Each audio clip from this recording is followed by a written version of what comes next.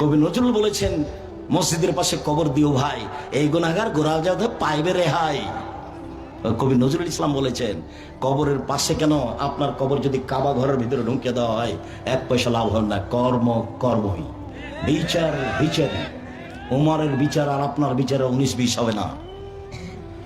বিচার বিচারই, ভুল হিসাব। আরে ঠাকুর বাঙালিদের শত্রু, ঠাকুর বিশ্ববিদ্যালয়ের শত্রু, ঠাকুর মুসলমানের শত্রু, ঠাকুর জাতির শত্রু।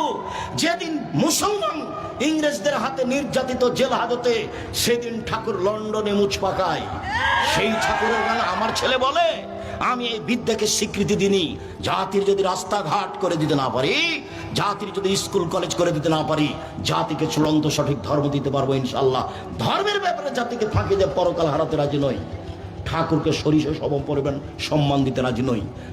ঠাকুর আমার জাতীয় শত্রু, ঠাকুর মুসলমানের শত্রু, ঠাকুর বাঙালিদের শত্রু, ঠাকুর ঢাকা বিশ্ববিদ্যালয়ের শত্রু। মুসলমান যেদিন ইংরেজদের হাতে নির্যাতিত, সেদিন ঠাকুর লন্ডনে মুচ পাকায়। হিসাব হয় না আপনার? তার গান আমার ছেলে দিন রাত বলে, ও কালিমা তোমার আকাশ, ও কালিমা তোমার বাতাস। কালিমার বাবার আকাশ, কালিমার বাবার বাতাস, এটা হতে পারে? ও আমাকে 5,000 কোটি টাকার মামলা করেছে আমার বিরুদ্ধে, ও এতে সিলেট কোর্টে। আমি কি করেছি? ঠাকুরের নিন্দা করেছি, মানহানির মামলা।